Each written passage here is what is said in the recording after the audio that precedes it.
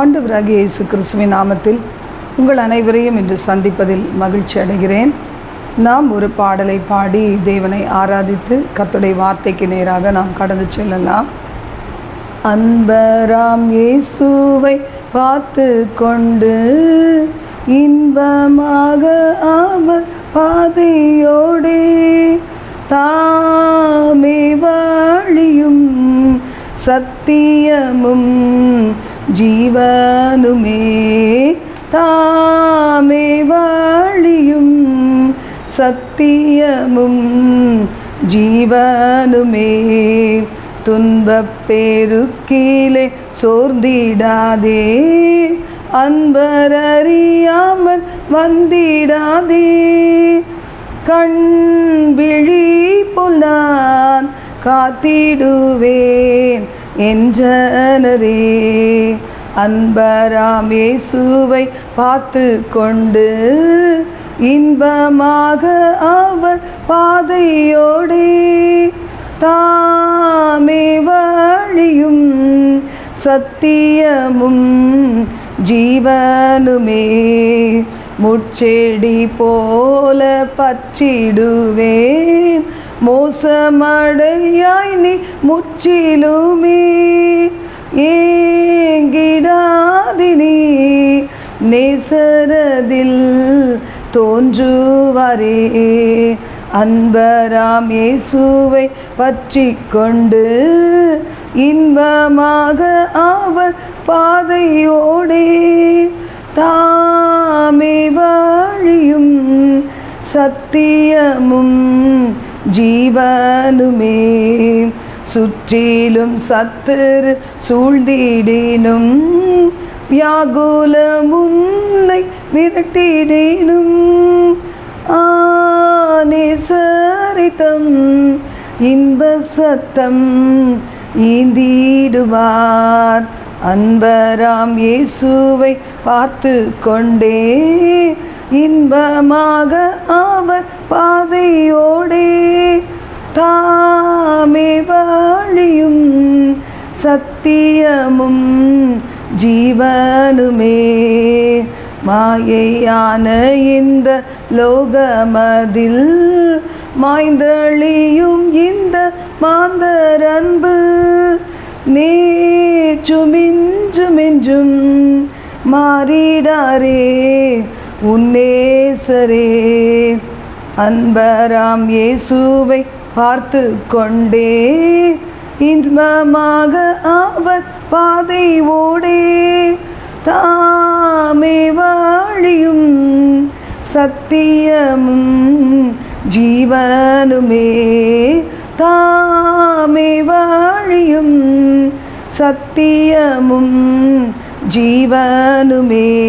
ஹல்லேலூயா. ஆண்டவரே, உமக்கு நாங்கள் நன்றி செலுத்துகிறோம் அப்பா.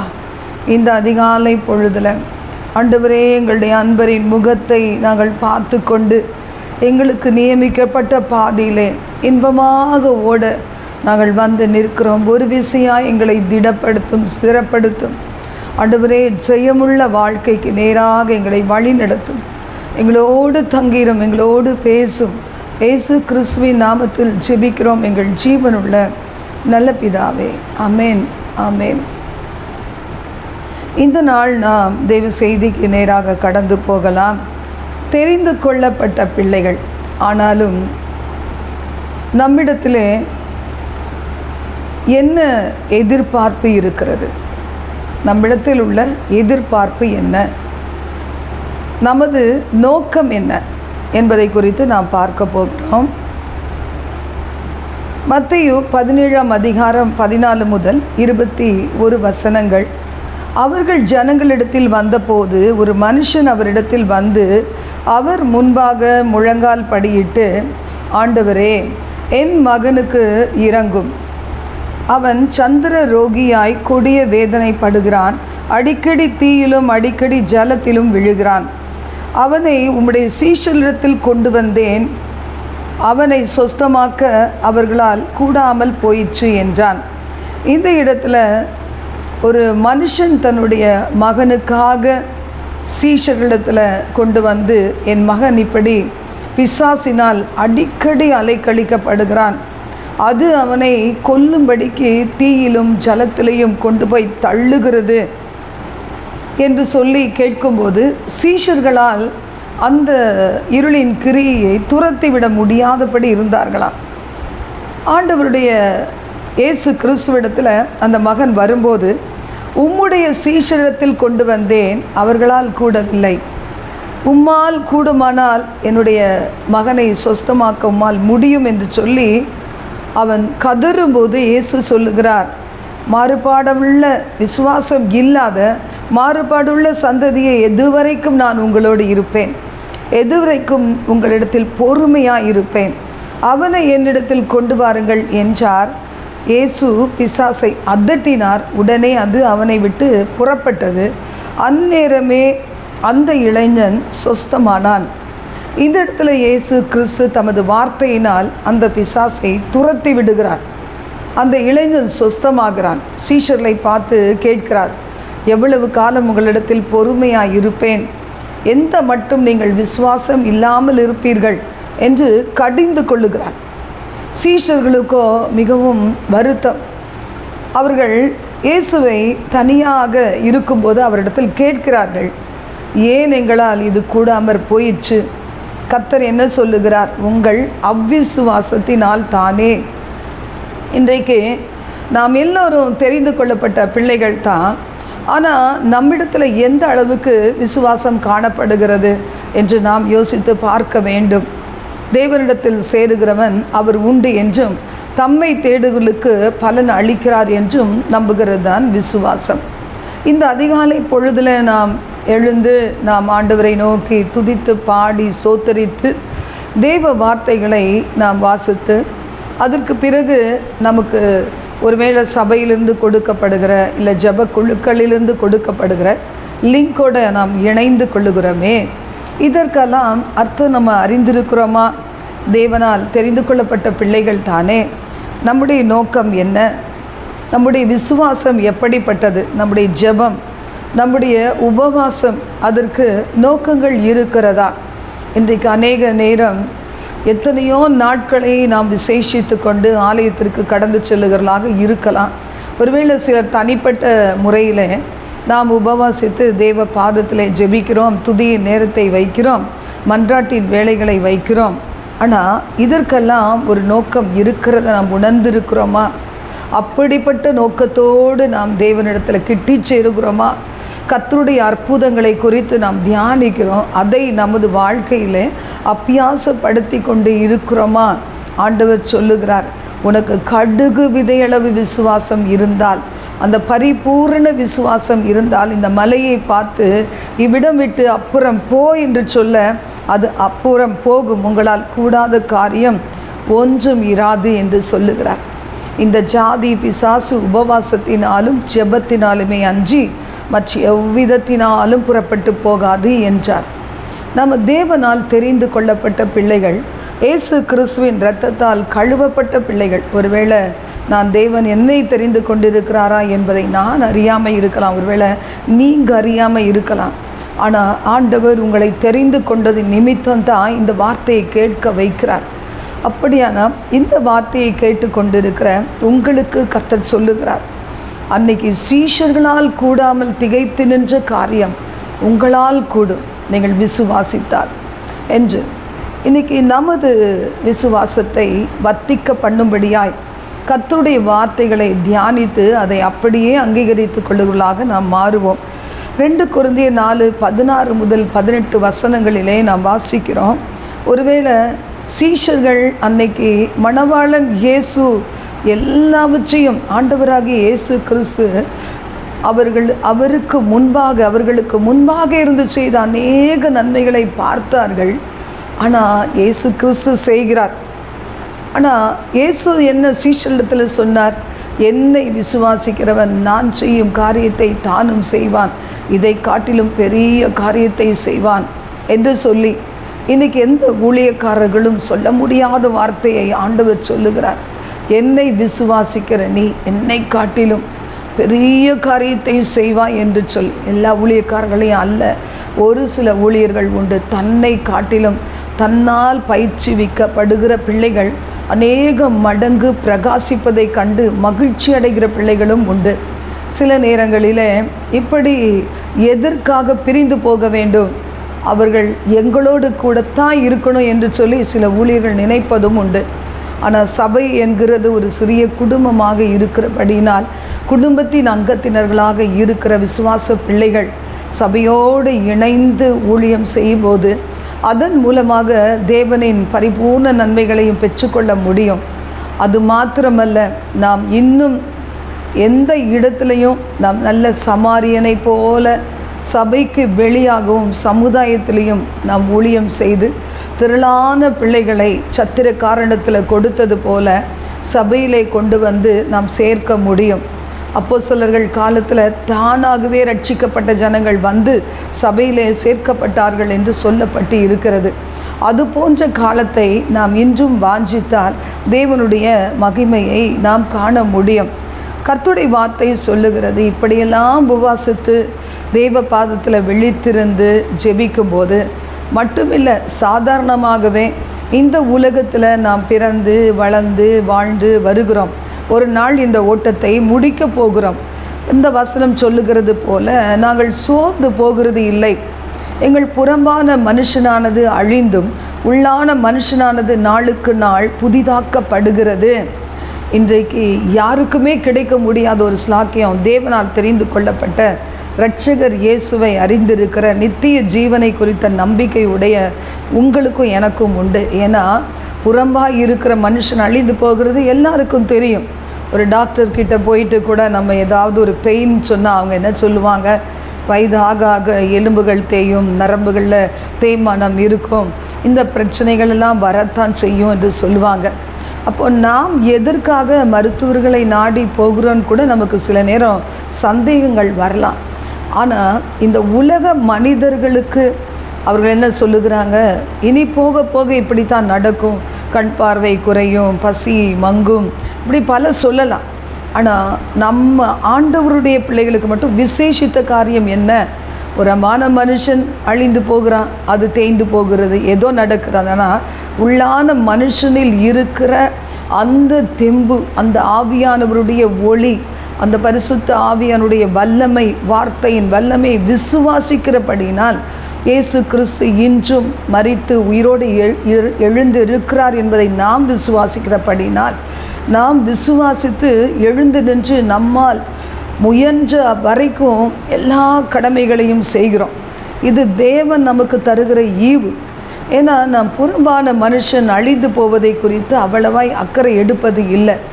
உள்ளான மனிதனில் இருக்கிற பலத்தினால்தான் புறம்பான மனுஷனிலே நாம் தேவ கிருபையை பெற்று சாட்சியாக நின்று கொண்டு இருக்கிறோம். கர்த்தருடைய வார்த்தை சொல்லுகிறது, காணப்படுகிறவைகள் அநித்தியமானவைகள், காணப்படாதவைகளோ நித்தியமானவைகள்.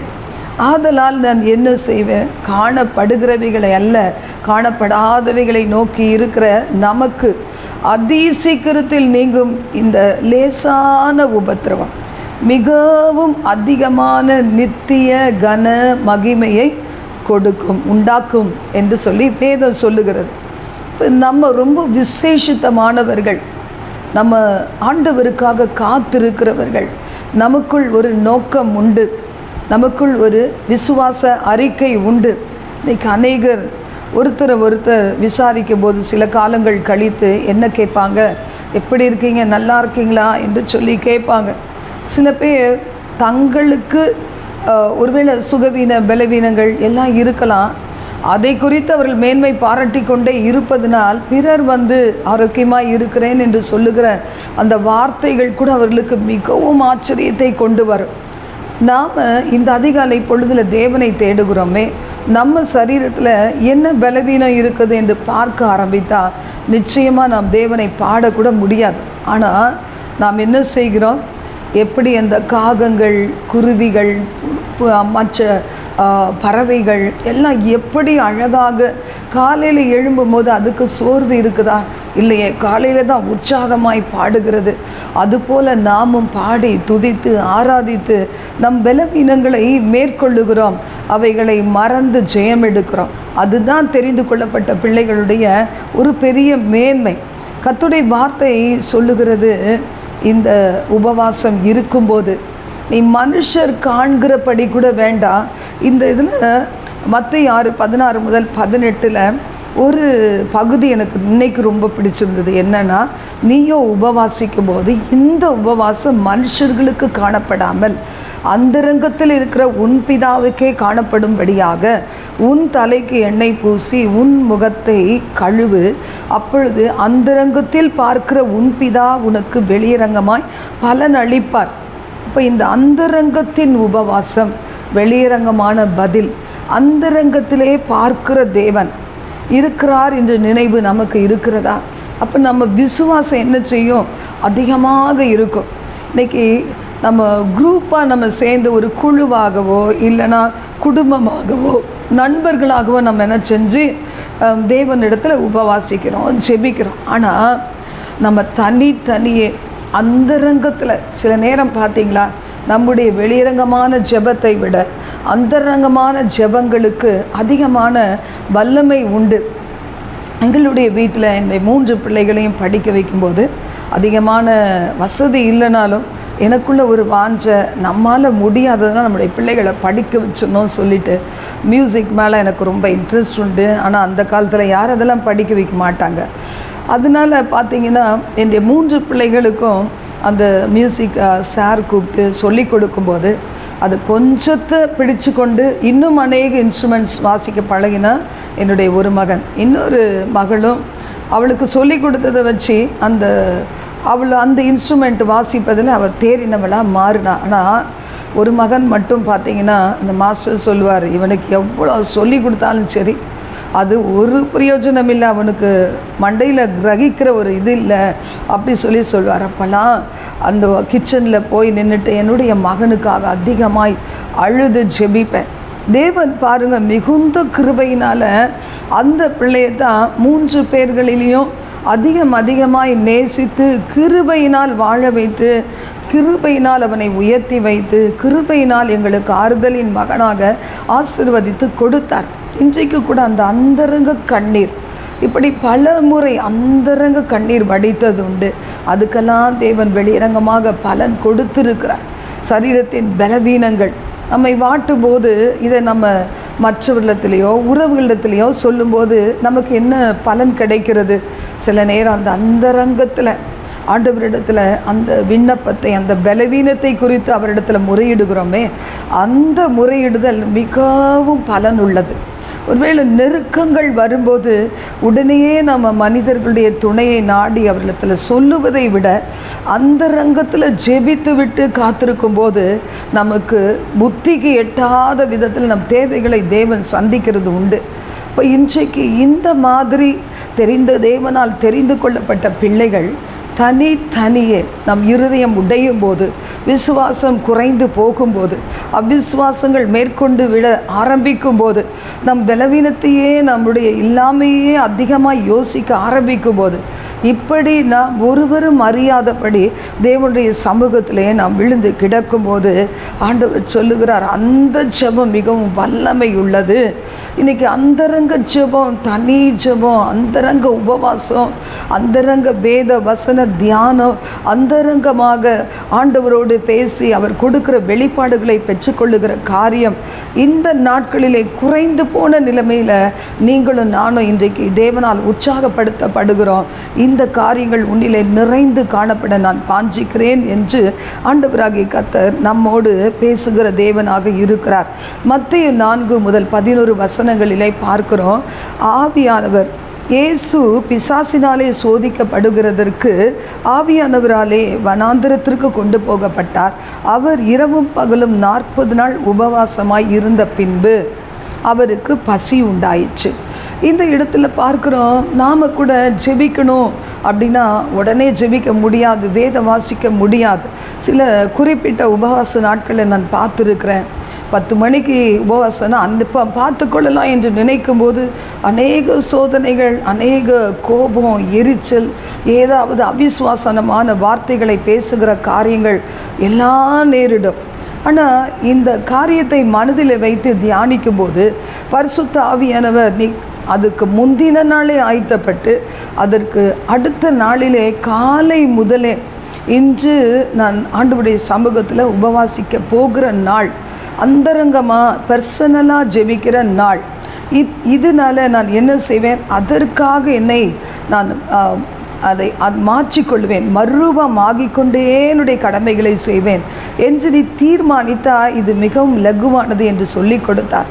அப்போல்லாம் பார்த்தீங்கன்னா காலையில் இருந்து இன்றைக்கி நம்ம ஜெபிக்கணும்னா அதற்கேற்ற ஜெப ஆவியை கொடுக்கக்கூடிய, ஜெபிக்க ஒரு தூண்டக்கூடிய உற்சாகம் நிறைந்த பாடல்கள் உண்டு. அதில் பாவ அறிக்கை செய்யக்கூடிய சில பாடல்கள் உண்டு. இப்படி நிறைய பாடல்களை கேட்டுக்கொண்டே, சில வசனங்களை கேட்டுக்கொண்டே, தேவனோடு பேசிக்கொண்டே இருக்கும்போது அந்த குறிப்பிட்ட நாள் மிகவும் ஆசீர்வாதமாக இருந்திருக்கிறது.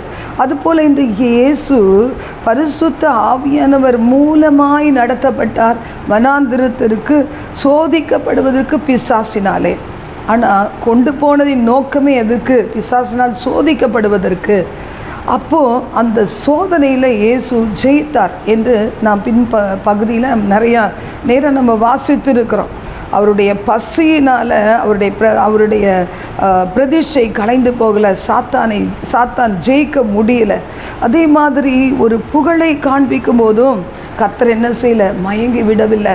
பெருமையை காண்பிக்கும் போது, புகழை காமிக்கும் போது, இல்லைன்னா உன்னை குறித்தே நீ பெருமைப்பட்டிக்கொள், உனக்கு தூதர்கள் கட்டளையிடுவாங்களே, அப்போ நீ கீழே குதி பார்க்கலாம் என்றெல்லாம் சவால் விடும்போது அந்த பிசாசோடு ஆண்டவராகிய கர்த்தர் எந்த வாக்குவாதம் வைக்கலை, வார்த்தைகளினாலேயே அந்த பிசாசை துரத்தினார் என்று வேதம் சொல்லுகிறது.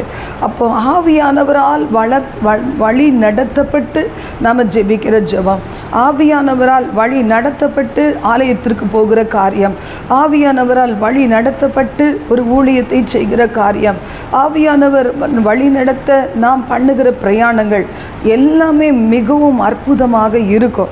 சில நேரங்களில் நாம் ஜெபிக்க கடந்து வரும்போது கூட ஒரு அருமையான பெரிய ஒரு ஊழியக்காரர், அவர் அவருடைய வீட்டில் நடந்த அக்கினி அபிஷேக கூட்டத்தில் வாரம் ஒரு முறை நடக்கும். நாங்கள் உற்சாகத்தோடு போய் கலந்து கொள்ள செல்லுவோம். அந்த நாட்களில் எனக்கு ஆவியானவர் மீது அளவற்ற தாகம். அந்த நாட்களில் எவ்வளோ தூரம் நடந்தாலும் எனக்கு கால்கள் வலிக்காது.